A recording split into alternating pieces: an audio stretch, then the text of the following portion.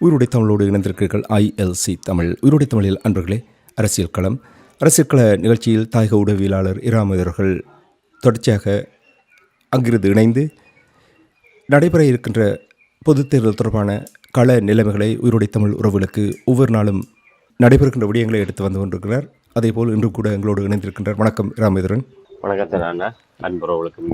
உங்களுக்கும் வணக்கத்தை தெரிவித்துக் கொண்டு, பொதுத் தேர்தலின் பொழுது இப்பொழுது அங்கே தமிழர் தாயகமெங்கும் யார் யாரெல்லாம் போட்டியிடப் போகிறார்கள், எத்தனையோ சுயேட்சை வேட்பாளர் என்றெல்லாம் நிறைய விடயங்கள் பேசப்பட்டு கொண்டிருக்கின்ற இந்த நேரத்தில் உங்களுக்கு தெரியும், ஜனாதிபதி தேர்தல் நடைபெற்ற பொழுது தமிழ் பொது சபை அதனுடைய பங்களிப்பு தொடர்பாக நீங்கள் ஆரம்பத்தில் கூறிக்கொண்டு வந்திருந்தீர்கள்.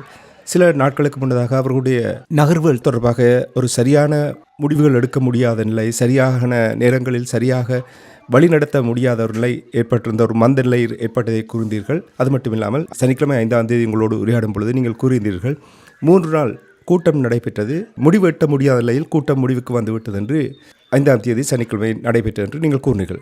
இன்று நாங்கள் 6ஆம் தேதி ஞாயிற்றுக்கிழமை உரையாடி கொண்டிருக்கின்ற நேரத்தில் இவர்களுடைய கூட்டத்தில் ஏதாவது ஒரு ஆக்கப்பூர்வமான முடிவுகள் எட்டப்பட்டுள்ளனவா? திருப்தி தரும் வகையில் அவர்களுடைய கூட்டம் முடிவுக்கு வந்திருக்கின்றன என்று நீங்கள் அவதானிக்கிறீர்கள்? தமிழ் மக்கள் பொதுச்சபையினுடைய நிலைப்பாடு, திருவோணமலையிலே தமிழ் மக்கள் பொதுச்சபை உரிய கலந்துரையாடி அவர்கள் எடுத்த அந்த 3 தீர்மானம், அந்த தீர்மானம் தொடர்பாக மீள் உறுதிப்படுத்தக்கூடிய வகையிலான ஒரு கலந்துரையாடல்கள் 4 கட்ட கலந்துரையாடல்கள் இணையவழி ஊடாக நடைபெற்றது. தொடர்ச்சியாக 3 நாட்கள் இந்த கலந்துரையாடல் நடைபெற்றது. நேற்றைய தினம் நாங்கள் கூறியிருந்தோம், உரையாடி கொண்டிருக்கின்ற போதே 4வது சுற்று கலந்துரையாடல் இணையவழி ஊடாக நடைபெற்று கொண்டிருப்பதாக. அந்த 4வது சுற்று இணையவழி கலந்துரையாடலின் அடிப்படையில் அவர்கள் ஒரு இந்த நாடாளுமன்ற தேர்தல் தொடர்பாக தமிழ் மக்கள் பொதுச்சபையினுடைய நிலைப்பாடாக அவர்கள் ஒரு முடிவுக்கு வந்திருக்கின்றார்கள். அது தொடர்பாக அவர்கள் ஊடக அறிக்கை ஒன்றை விடுத்திருக்கின்றார்கள். அந்த ஊடக அறிக்கையிலே உண்மையிலே அவர்கள் கூறிய விடயம், தமிழ் மக்கள் பொதுச்சபை அந்த உருவாக்கப்பட்ட பின்னணி, அது ஒரு உருவாக்கப்பட்ட ஒரு குறுகிய நாட்களுக்குள்ளாகவே ஜனாதிபதி தேர்தலை முகம் கொடுக்க வேண்டிய ஒரு நிலைமைக்கு தள்ளப்பட்டது. அவை முழுமையாக தமிழ் மக்கள் பொதுச்சபை தன்னை வலுப்படுத்திக் கொள்வதற்கு முன்னதாகவே ஒரு ஜனாதிபதி தேர்தலை ஒரு பரிச்சாத்த களமாக எதிர்நோக்க வேண்டிய ஒரு சூழ்நிலை ஏற்பட்டிருக்கின்றது.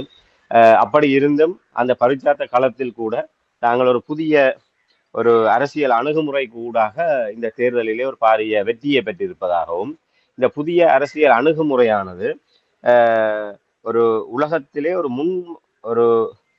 முன்மாதிரியான ஒரு விடயமாக இந்த தங்களுடைய முயற்சி அமைந்திருப்பதாக, அதாவது தமிழ் மக்களை ஒரு போரிலே இவ்வாறு ஒரு பின்னடைவை சந்தித்த ஒரு தேசிய இனம் என்ற அடிப்படையிலே அந்த இனத்தை ஒரு ஒரு ஒரு இலக்கு நோக்கி ஒன்று திரட்டி அவர்களை இந்த ஜனாதிபதி தேர்தலிலே செயல்பட அந்த ஒருங்கிணைத்த நடவடிக்கையானது ஒரு பாரிய வெற்றியை பெற்றிருப்பதாகவும், அந்த அணுகுமுறை உலகத்துக்கே ஒரு முன்மாதிரியான ஒரு அணுகுமுறையாகவும் அமைந்திருப்பதாக அவர்கள் சுட்டிக்காட்டி இருக்கின்றார்கள்.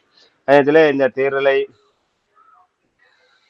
ஒரு ஜனாதிபதி தேர்தல் இந்த பின்னணியிலே ஜனாதிபதி தேர்தலிலே தமிழ் மக்கள் பொதுச்சபை தலையீடு செய்தது என்றும், இப்போது அந்த ஜனாதிபதி தேர்தல் முடிவடைந்த பிற்பாடு ஒரு சில நாட்களுக்குள்ளாகவே பாராளுமன்ற தேர்தல் அறிவிக்கப்பட்டிருக்கின்றது. அந்த நாடாளுமன்ற தேர்தலிலே இப்போது அதுக்கான ஏற்பாடுகள் முன்னெடுக்கப்பட்டு வருகின்ற சூழ்நிலையில் ஜனாதிபதி தேர்தலுக்கு மாறாக இந்த நாடாளுமன்ற தேர்தல் என்பது ஒரு பதவி பேரங்களுக்காக, ஒரு கட்சி நலன் சார்ந்த விடயங்களுக்காக அந்த நாடாளுமன்ற தேர்தல் அதனுடைய முக்கியத்துவம் ஜனாதிபதி தேர்தலில் இருந்து வேறுபடுகின்றது. இவ்வாறான ஒரு அரசியல் சார்ந்து, ஒரு கட்சி சார்ந்து, பதவிகள் சார்ந்து தான் அது வேறுபடுகின்றது. ஆகவே இந்த நாடாளுமன்ற தேர்தலை நாங்கள் எந்த விதத்திலுமே எதிர்கொள்வதில்லை என்ற ஒரு தீர்மானத்தை எடுத்திருப்பதாக அவர்கள் அந்த அறிக்கையிலே சுட்டிக்காட்டி இருக்கின்றார்கள்.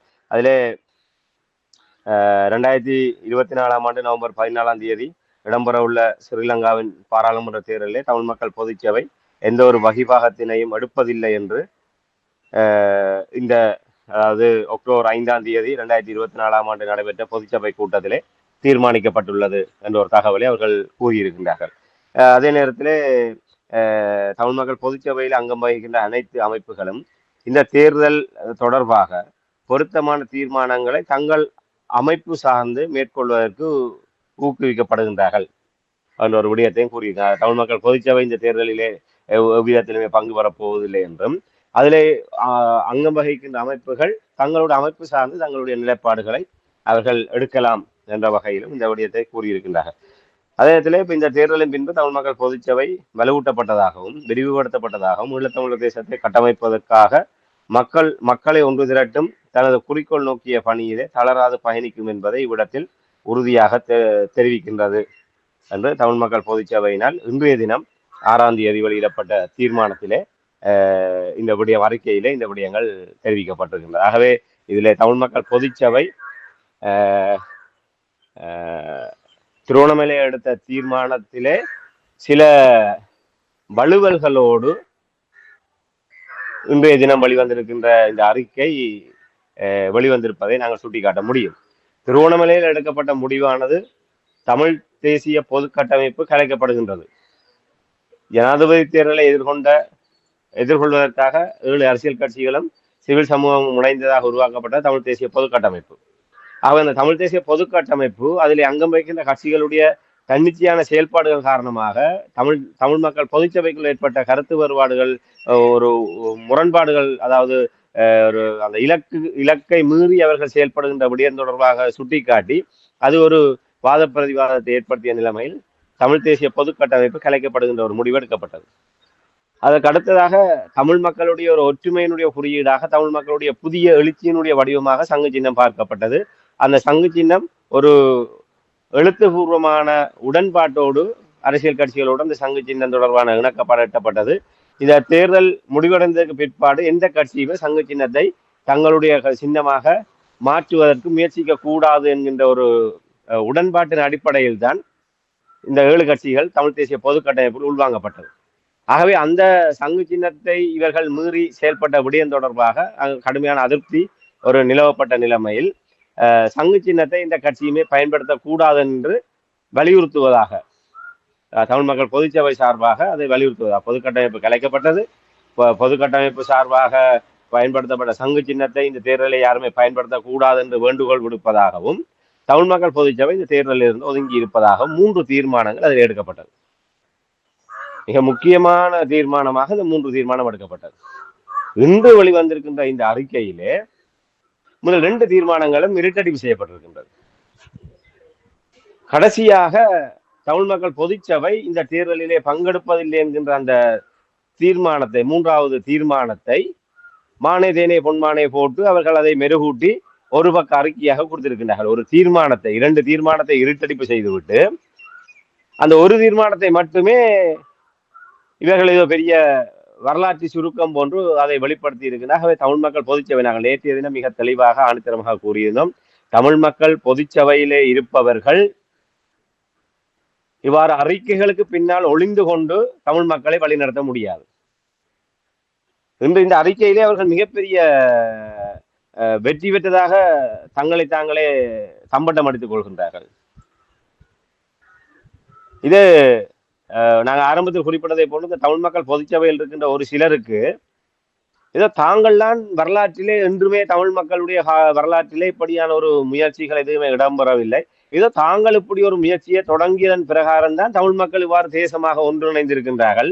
ஆகவே இது அந்த தாங்கள் தாங்கள் தாங்கள் குறிப்பாக நான் நான் தான் தான் என்ற அடிப்படையில் கூட சில இடங்களிலே உரையாடப்பட்டிருக்கின்றது. இப்ப நாங்கள் அது தமிழ் மக்கள் பொதுச்சபை என்று பார்க்கின்ற போது அதை நாங்கள் ஒரு பன்மையில குறிப்பிடுகின்றோம்.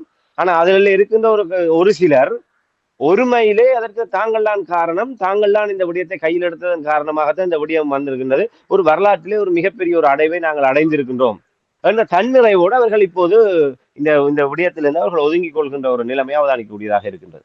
இதை நாங்கள் நேற்று தெளிவாக கூறியிருந்தோம். இப்படியாக அறிக்கைகளுக்கு பின்னால் ஒளிந்திருக்காமல் நேரடியாக முகம் காட்டி நீங்கள் மக்களிடையே சென்ற எவ்வளவு வாக்குறுதிகளை வழங்கினீர்கள், இந்த ஜனாதிபதி தேர்தலில் எவ்வளவு தூரம் மக்களை அணிதிரட்டுவதற்காக இத்தனை வாக்குறுதிகளை வழங்கியிருந்தீர்கள், அத்தனையே நீங்கள் மறந்து விட்டீர்கள், அத்தனையுமே மக்களை ஏமாற்றி விட்டீர்கள், மக்களை மடையர்களாகவும் மூடர்களாகவும் நினைத்து கொண்டு இந்த பொதுச்சபையில் இருக்கின்ற ஒரு ஒரு குறிக்கப்பட்ட தரப்பினர் இப்படியாக இந்த நிலைப்பாட்டை எடுத்தது என்பது நிச்சயமாக நாங்கள் ஒரு தமிழ் மக்களுடைய நிலையில் நின்று கொண்டு இதை நாங்கள் முழு மனதோடு ஏற்றுக்கொள்ள முடியாது.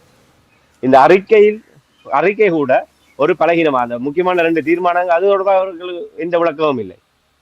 அந்த 2 தீர்மானம் இருட்டடிப்பு செய்யப்பட்டு ஒரே ஒரு தீர்மானம் தொடர்பாக விளக்கமான ஒரு அறிக்கை வந்திருக்கிறது. அந்த அறிக்கை கூட மக்கள் மன்றத்திலே முன்தோன்றி இந்த விடயங்களை வெளிப்படுத்துவதற்கு அவர்களிடம் ஒரு திராணி இல்லாத நிலைமை அவதானிக்கூடியதாக இருக்கின்றது. நிச்சயமாக அவர்கள் ஊடகங்கள் முன்னாலே தோன்றி இந்த விடயத்தை மக்களுக்கு அவர்கள் தெளிவாக எடுத்து கூறியிருக்க வேண்டும். அதை அவர்கள் செய்திருக்க வேண்டும் நிச்சயமாக. ஆனால் அவர்கள் செய்யாது இவ்வாறு ஒதுங்கி இருப்பதற்கு பல்வேறு காரணங்கள் இருப்பதை அவதானிக்கக்கூடியதாக இருக்கின்றது.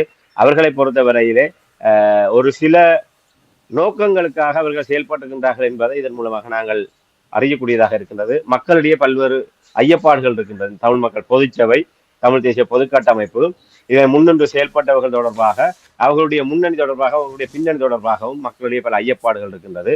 அதை மேலும் வலுப்படுத்துகின்ற வகையில்தான் இவர்கள் மக்களை நேரடியாக சந்திக்காமல் இவ்வாறு அறிக்கைகளுக்கு பின்னாலே ஒளிந்து கொண்டு இவர்கள் இந்த அத்தியாயத்தை இப்போது தற்காலிகமாக முடிவுறுத்தி இருக்கின்றார்கள். அதாவது அவர் சொல்லியிருக்கிறார், இது முதலாவது இன்னிங்ஸ் முடிந்திருக்கின்றது, நவம்பர் 14ஆம் தேதிக்கு பிறகு 2வது இன்னிங்ஸிலே நாங்கள் சந்திப்போம் என்ற வகையிலே அவர்கள் கூறியிருக்கின்றார்கள்.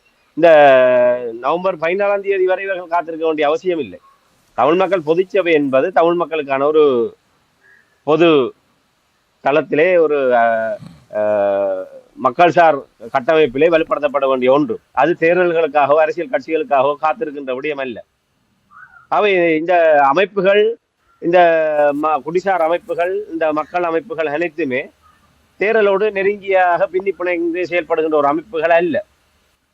ஆகவே தமிழ் மக்கள் பொதுச்சபை இந்த இடைவெளியை எடுத்துக்கொள்ள வேண்டிய அவசியமே இல்லை. அவர்கள் எப்போதோ இந்த தமிழ் மக்கள் பொதுச்சபை விரிவாக்கப்பட்டிருக்க வேண்டும், அதை மேலும் வலுவூட்டப்பட்டிருக்க வேண்டும்.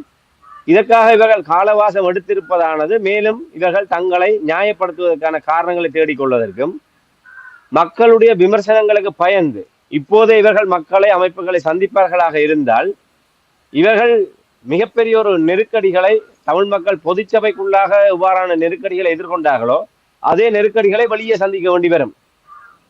ஆகவே ஒரு தேர்தல் பரபரப்புக்குள்ளாக இந்த கால இடைவெளியை எடுப்பதனூடாக மக்களிடம் தமிழ் மக்கள் பொதுச்சபையினுடைய கடந்த காலம் தொடர்பாக மறக்கப்பட்டு அந்த கோபங்கள் வலுக்குறைக்கப்பட்டு ஒரு அமைதியான ஒரு சூழல் வருகின்ற போது மீண்டும் இவர்கள் மக்களை சிவில் சமூகம் என்ற பெயரிலே ஏமாற்றுவதற்கு முற்படக்கூடும். ஆகவே இவர்கள் எடுத்திருக்கின்ற அந்த காலவாசம் என்பது இவர்கள் அவ்வளவு தூரம் இவர்கள் ஒன்றும் தங்களுடைய தலையிலே தூக்கி வைத்து இந்த பொது வேட்பாளர் விடயத்தை கொண்டு நகர்த்தவில்லை. இவர்கள் அங்கே 1 மாதம் 1.5 மாதம் ஓய்வெடுத்து பின்னர் அடுத்த கட்ட நகர்வதற்கு. ஆகவே இந்த தமிழ் மக்கள் பொதுச்சபையினுடைய இந்த நிலைப்பாடு, இந்த அறிக்கை ஒரு முழுமையான அறிக்கை இல்லை. அவர் தங்களுடைய ஒரு வரலாற்று கடப்பாட்டை இவர்கள் தவற விட்டிருக்கின்றார்கள். தமிழ் மக்களுக்கு சரியான ஒரு செய்தி இவர்கள் சொல்லவில்லை. இந்த தமிழ் தேசிய பொதுக்கட்டமைப்பாக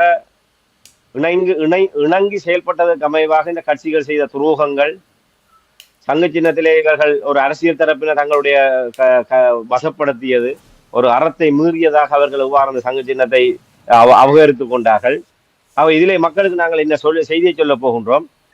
இதிலே தமிழ் மக்கள் பொதுச்சபையிலே முக்கியமான பிரமுகர்களாக இருப்பவர்கள் ஊடகங்கள் முன் தோன்றி சங்கு சின்னம் தமிழர்களுடைய உரிமையின் சின்னம், சங்கு சின்னம் தமிழர்களுடைய எழுச்சியின் சின்னம், தமிழர்களுடைய ஒற்றுமையினுடைய வடிவம், தமிழர்கள் ஒன்றுபட்டு ஒரு தேசமாக எங்களுடைய விடயங்களை வெளிப்படுத்துவதற்கான சந்தர்ப்பமாக நாங்கள் இதை பயன்படுத்துகின்றோம். சங்கு சின்னத்துக்கு வாக்களிப்பதன் ஊடாக தமிழ் மக்கள் ஒரு திரட்சியை காட்ட வேண்டும். அந்த அறைகூவலுக்கு இவர்கள் சரியான முறையில் பொறுப்பு சொல்லவில்லை. இன்று அவர்கள் கூறிய அதே சங்கு சின்னம் தான் இன்று ஒரு அரசியல் தரப்பினரால் திருடப்பட்டிருக்கின்றது. இதற்கு இவர்கள் இந்த பொறுப்பு சொல்ல போகின்றார்கள். இன்று மக்களை வடக்கு கிழக்கிலே உசுப்பேற்றினார்கள். தமிழ் மக்களுடைய ஒற்றுமையினுடைய குறியீடு, ஒற்றுமையினுடைய சின்னம், தமிழ் மக்களுடைய எழுச்சியினுடைய சின்னமாக இவர்கள் மக்களை உசுப்பேற்றியதற்கு இன்று மக்களை அந்த சின்னத்துக்கு பின்னால் அணிதிரட்டி விட்டு அந்த சின்னத்தை யார் ஒருவருக்கு இரவலாக கொடுத்து விட்டார்கள். இது எவ்வாறு அறமான செயல்? அவர்கள் செய்தது ஒரு அறத்தை மீறிய செயல் என்று சொன்னால் அதை அனுமதித்து விட்டு கள்ளமௌனம் காக்கின்ற தமிழ் மக்கள் பொதுச்சபையும் தமிழ் மக்களுக்கு விரோதமாக செயல்படுகின்ற முடிவை தான் எடுத்திருக்கின்றார்கள். அந்த தமிழ் மக்கள் பொதுச்சபை அறத்தின் பாட்பட்டு செயல்படவில்லை. தமிழ் மக்களுக்கு பொறுப்பு கூறக்கூடிய வகையிலே இவர்கள் அந்த அறத்தை மீறி இந்த தீர்மானத்தை இவர்கள் வலுக்குறைப்பு செய்திருக்கின்றார்கள். ஆகவே இந்த தீர்மானம் என்பது ஒரு வலுக்குறைப்பு செய்யப்பட்ட, இதற்கு பின் இருக்கின்ற சில தரப்புகளை காப்பாற்றுவதற்கு இந்த பொதுச்சபை தீர்மானித்திருக்கின்றது. ஆகவே பொதுச்சபையும் இந்த சங்கு திருட்டிலும் தமிழ் மக்களுக்கு விரோதமான நடவடிக்கையிலும் இவர்களும் ஒரு கூட்டு களவாணிகளாக பொறுப்பேற்றுக்க வேண்டிய ஒரு நிலைமையைத்தான் நாங்கள் இந்த இடத்துல ஆணித்தரமாக கூற முடியும். நீங்கள் கூறிய விடயங்களை கேட்கும் பொழுது P2P பொத்துவில் தொடக்கம் பொலிகண்டி வரை எவ்வாறான ஒரு பேரெழுச்சி தமிழ் மக்கள் மத்தியில் ஏற்படுத்தியது, அது தாக்கத்தை ஏற்படுத்தியது என்று எல்லோரும் நாங்கள் ஒரு நிம்மதி மூச்சு விட்டிருந்தோம். இன்னும் அந்த தேசியத்துக்கான அந்த வேணவா ஓய்ந்து போகவில்லை என்ற நிலைப்பாட்டை வெளிப்படுத்தியிருந்தது. அதே போல் தான் அந்த பொது சபையினூடாக பொது கட்டமைப்பு உருவாக்கப்பட்டு தேர்தல் சங்க சின்னத்தை குறியீடாக வைத்து அந்த அரியணை திறமைகள் தேர்தல் நின்ற விடயங்கள் எல்லாம் மக்களுக்கு ஓரளவுக்கு திருப்தியாக இருந்தது. ஆனால் நீங்கள் இப்போ கூறுகின்ற விடயங்களை பார்க்கும் பொழுது இந்த பொது சபையினுடைய இவ்வாறான நிலைமைகளை நீங்கள் கூறும் பொழுது மக்கள் மிகவும் ஒரு வேதனைப்படுகிறார்கள் என்ற ஒரு நம்பிக்கையோடு இருந்தார்கள். எல்லாமே நம்பிக்கை என்று கூறிவிட்டு இப்படி இவ்வாறு செயல்பட முடியவில்லை என்றால் இதுதான் ஒரு முக்கிய காரணமாக தமிழ் மக்கள் மத்தியில் இருக்கிறது. அரசியல்வாதிகளுடைய குளறுபடிகள், அவர்களால் எந்த ஒரு விடயத்தையும் செய்ய முடியாது. இப்போ புதிதாகத்தான் இப்பொழுது கொண்டு வந்து கூறியிருக்கிறார்கள் அவர்களுடைய ஊழல் தொடர்பாக. நாங்கள் 4 ஆண்டுகளாக இங்கே கூறிக்கொண்டு வருகின்றோம், இவர்களால் ஒன்றுமே செய்ய முடியாது, இவர்களிடம் ஒரு தரம் இல்லை, அவர்களிடம் ஒரு சரியான திட்டங்கள் இல்லை, சரியான வழிகாட்டல் இல்லை, சரியான ஒரு பொறிமுறை இல்லாத நிலையில் தான் அவர்கள் வெறுமனை ஏமாற்றி கொண்டிருக்கிறார்கள் என்ற விடயங்களை நாங்கள் கூறிக்கொண்டு வந்தோம்.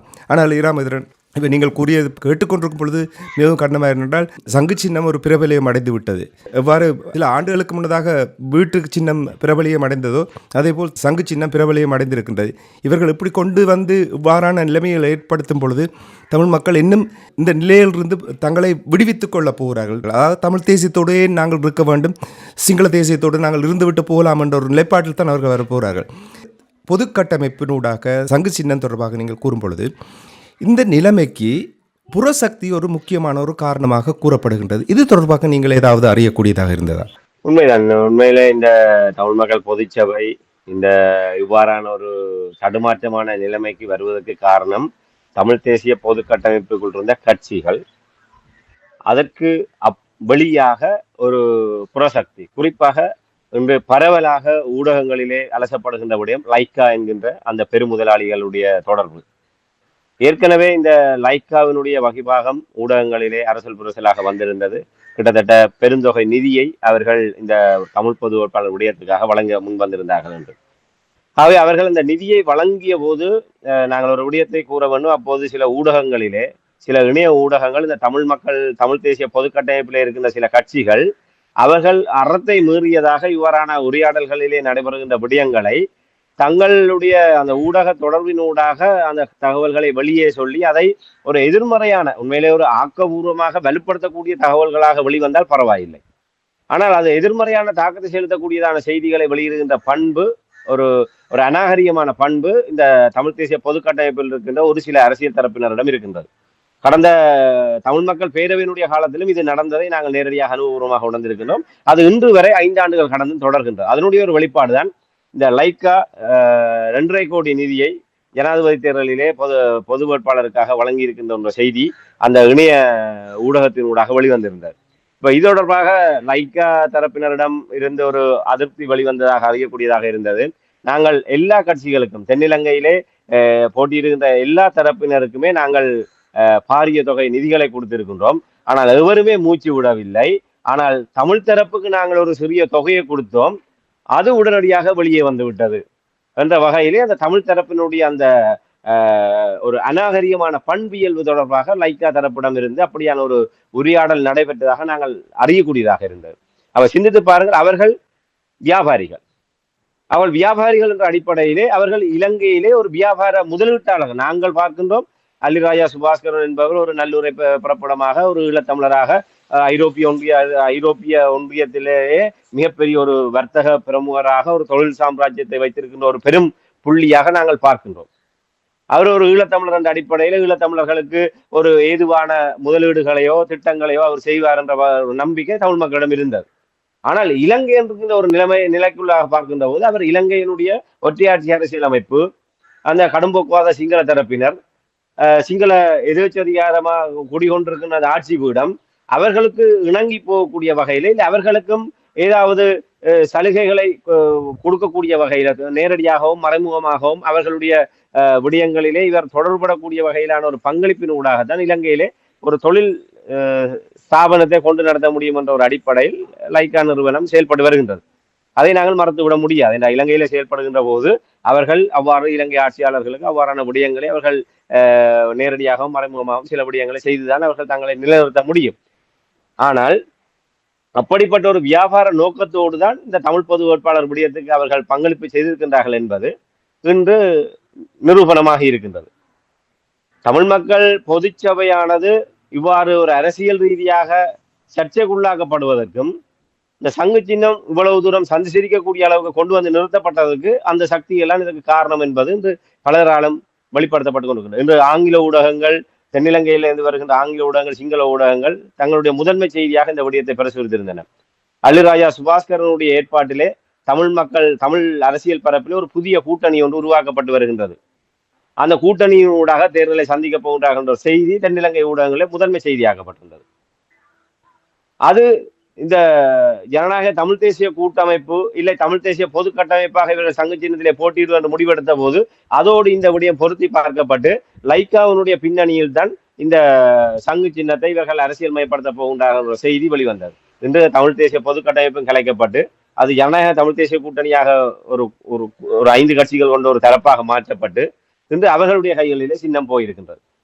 அவை இது மறுத்துவிட முடியாது. இன்று தமிழ் மக்கள் பொதுச்சபை ஒரு தமிழ் மக்களுடைய நிலையில் நின்று கொண்டு முடிவுகளை எடுக்காமல் நிதி பங்குதாரராக இருந்தவர்கள் இல்லை ஏதோ ஒரு விதத்திலே ஒரு பின்னணியிலே இருந்து கொண்டு தங்களுக்கு ஆதரவு சக்தியாக இருந்தவர்களுடைய அபிலாசைகளை நிறைவேற்ற முற்பட்டு தான் இந்த தமிழ் மக்கள் பொதுச்சபை தன்னுடைய அடையாளத்தை சுயத்தை இழந்து நிற்கின்றது. அதை நாங்கள் மறுத்துவிட முடியாது. இன்று திருவோணமலையிலே வடக்கு கிழக்கிலே இருக்கின்ற இந்த தமிழ் மக்கள் பொதுச்சபையிலே இருக்கின்ற அமைப்புகள் அனைத்துமே ஒன்று கூடி திருவோணமலையிலே எடுத்த தீர்மானத்தை வலுக்குறைப்பு செய்து ஒரு பலகீனமான ஒரு தீர்மானமாக இன்று அறிக்கை விடுகின்ற ஒரு நிலைமைக்கு 4 கட்ட கலந்துரையாடல்கள் இணைய வழியிலே மேற்கொள்ளப்பட்டது என்று சொன்னால் ஏற்கனவே எடுத்த தீர்மானத்தை மாற்றுகின்ற அளவுக்கு என்ன தேவை வந்தது? திருவோணமலையில் எடுத்த தீர்மானத்தை மீளப்பெறுவது என்கின்ற நெருக்கடி இந்த அரசியல் தரப்பினாலும் இந்த ஆதரவு சக்திகளினாலும் தமிழ் மக்கள் பொதுச்சபையில் இருக்கின்ற பிரமுகர்களுக்கு நெருக்கடிக்கு பிரயோகிக்கப்பட்டிருக்கின்றது. தங்களுடைய அபிலாஷைகளை இந்த தேர்தல்களிலே இந்த தங்கள் சங்கு சின்னத்தின் ஊடாக ஏற்பட்ட அந்த பிரபலத்தை வைத்துக் கொண்டு அவர்கள் நன்மை அடைய வேண்டும் என்று விரும்புகின்ற தரப்பினர் இந்த தமிழ் மக்கள் பொதுச்சபையை தவறாக வழிநடத்த முற்பட்டிருக்கின்றார்கள்.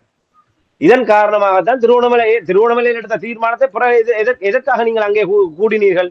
திருவோணமலை மாவட்ட மறைமாவட்ட ஆயர் தென்கேலி ஆதீனம் உள்ளிட்ட குறுமுதல்வர்கள் ஒரு மதிப்புக்குரிய எங்களுடைய சமய பிரமுகர்களை முன்வைத்து அவர்களுடைய தலைமையிலே நடந்த கலந்துரையாடலில் எடுக்கப்பட்ட தீர்மானத்தை நீங்கள் மாற்றுவதென்றால் பிறகு அந்த கூட்டம், பிறகு அந்த தீர்மானங்கள், அவை எடுத்த ஒரு தீர்மானத்தை மாற்றுவதற்கு உங்களுக்கு என்ன நெருக்கடி வந்தது? அதை மக்கள் மன்றத்தில் வெளிப்படுத்த வேண்டும். திருவோணமலையில அதை நீங்களாக அறிவிக்கின்றீர்கள். திருவோணமலையில தீர்மானம் எடுத்து விட்டு இந்த தீர்மானத்தை நாங்கள் எடுத்திருக்கின்றோம் என்று. ஆக அந்த தீர்மானத்தில் இருக்கின்ற முக்கிய 2 விடயங்களும் இன்று இருட்டடிப்பு செய்யப்பட்டது என்று சொன்னால் இந்த புறசக்திகள் தமிழ் மக்கள் பொதுச்சபைக்கு வெளியே இருக்கின்ற சக்திகள், அது அரசியல் கட்சிகளாக இருக்கட்டும் இல்லை லைக்கா போன்ற பெருநிறுவனங்களாக இருக்கட்டும், நிச்சயமாக அவர்களுடைய தலையீடும் அவர்கள் சார்ந்தவர்களுடைய தலையீடும் நிச்சயமாக இதில் இருக்கும் என்பதை நாங்கள் மறந்துவிட முடியாது. அதன் காரணமாகத்தான் 3 இணையவழி கலந்துரையாடல்களில் எட்டப்பட முடியாத முடிவு இதிலிருந்து பல தமிழ் மக்கள் பொதுச்சபையிலிருந்து பல அமைப்புகள் தாங்களாகவே வெளியேறுவதாக அவர்கள் அறிவித்து விட்டார். இந்த தமிழ் மக்கள் பொதுச்சபை இவ்வாறு அரசியல் ரீதியாக தன்னை சிக்குப்படுத்தி கொண்டு தன்னுடைய சுயத்தை இழக்கின்ற ஒரு முடிவை எடுத்ததன் பிரகாரம் ஒரு முடிவை ஒரு திருவோணமலை தீர்மானத்தை உறுதியாக தொடர முடியாத ஒரு பின்னணியிலே அவர்கள் சொல்லிவிட்டாங்க. அப்படி என்று சொன்னால் நாங்கள் இதிலிருந்து வெளியேறுவோம் என்று சில அமைப்புகள் வெளியேறிய நிலைமையும் இருக்கின்றது. ஆகவே இப்போது இவர்கள் இந்த அறிக்கையிலே இவர்கள் பெரிய மாறுதட்டி இருக்கின்றார்கள். உலகத்துக்கே முன்மாதிரியாக தாங்கள் ஒரு விஷயத்தை செய்திருக்கின்றோம் என்று. அங்கே முன்மாதிரியாகவும் இல்லை, பின்மாதிரியாகவும் இல்லை. தமிழ் மக்களுக்கான ஒரு மாற்று, ஒரு தமிழ் மக்களுக்கான ஒரு சிவில் கட்டமைப்பு என்பது தோற்றம் பெறுவதற்கான ஒரு எதிர்பார்ப்பு, அவர்களுடைய ஆதங்கம், அங்கலாய்ப்பு அனைத்துமே ஒரு ஏமாற்றத்தோடு இவர்கள் கொண்டு வந்து நிறுத்தி இருக்கின்றார்கள். இது ஒரு பிழையான முன்னுதாரணமாகத்தான் தமிழ் மக்கள் பொதுச்சபை பிழையான முன்னுதாரணம் அல்ல. எவ்வாறு தமிழ் மக்கள் பேரவை ஒரு பிழையான முன்னுதாரணமாக்கப்பட்டிருக்கின்றதோ அதே போன்று இன்று தமிழ் மக்கள் பொதுச்சபையும் ஒரு பிழையான முன்னுதாரணமாக்கக்கூடிய அளவுக்கு இதிலே ஒரு தேசமாக தமிழ் மக்களை வழிநடத்தக்கூடிய ஆளுமை உள்ள ஆற்றல் உள்ளவர்களுடைய கைகளிலே இதனுடைய தலைமைத்துவம் இல்லாத காரணத்தினால் இன்று அவர்களால் நிச்சயமாக இதுக்கு பொறுப்பேற்க வேண்டும். 80க்கும் மேற்பட்ட அமைப்புகள் இதிலே ஒன்று கூடின. தமிழ் மக்கள் பேரவையை விட இது ஒரு வலுவான ஒரு அடித்தளமாக பார்க்கப்பட்டது.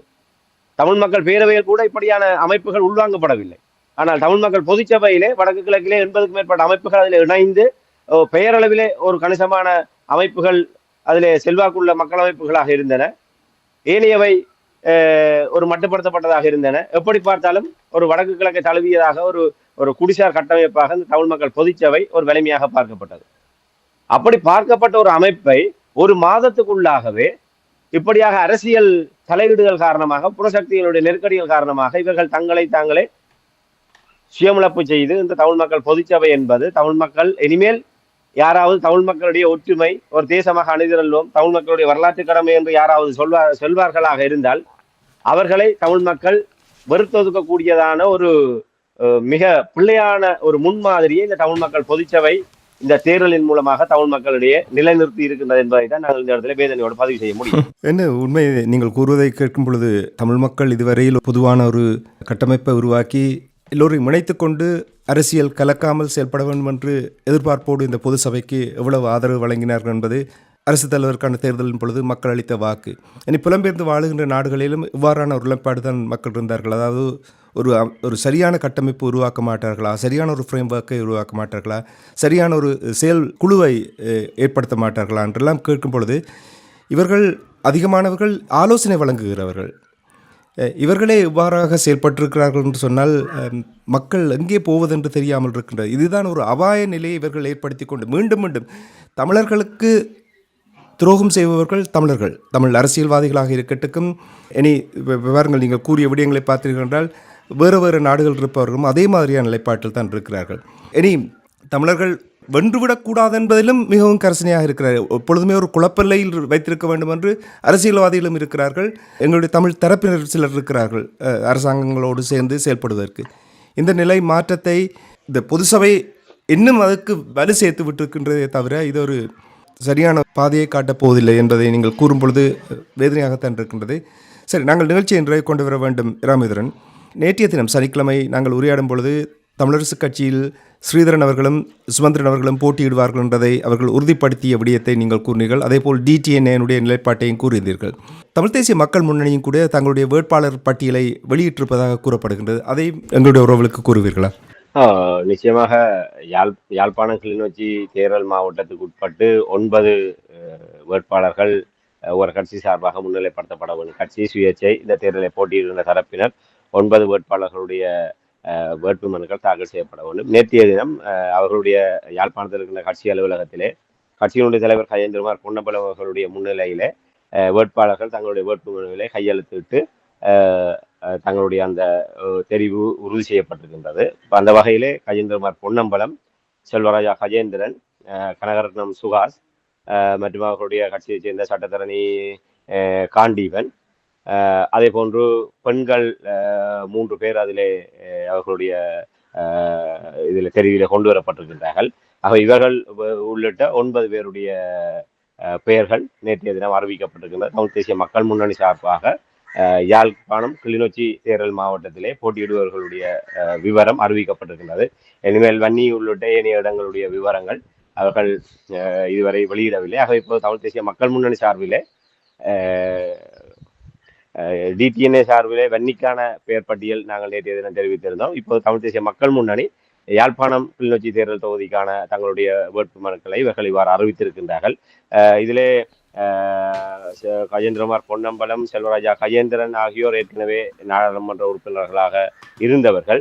இப்போது புதியவர்களாக காண்டிவன், சுகாஸ் உள்ளிட்டவர்களும் அதோடு பெண்கள் 3 வாய்ப்பளிக்கப்பட்டிருக்கின்றது. அதே போன்று இவர்களை ஒரு கலவையாக அவர்கள் தங்களுடைய ஒரு வேட்பாளர்களை களமிறக்கி இருக்கின்றார்கள். நன்றி ராமேந்திரன். இன்றைய அரசியல் கலை நிகழ்ச்சியில் இணைந்து சமகால அரசியல் நிலைமைகளை தமிழ் தரப்பில் ஏற்பட்டிருக்கின்ற குளறுபடிகள் தொடர்பான விடயங்களையும் உயிரோடை தமிழ் உறவுகளுக்கு எடுத்திருந்தமைக்காக அன்பர்கள் சார்பாக நன்றியை குறிக்கொண்டு மீண்டும் இன்னும் ஒரு அரசியல் கலை நிகழ்ச்சியில் இணைந்திருப்போம். அதுவரைக்கும் நன்றி, வணக்கம். நிச்சயமான நன்றி, வணக்கம்.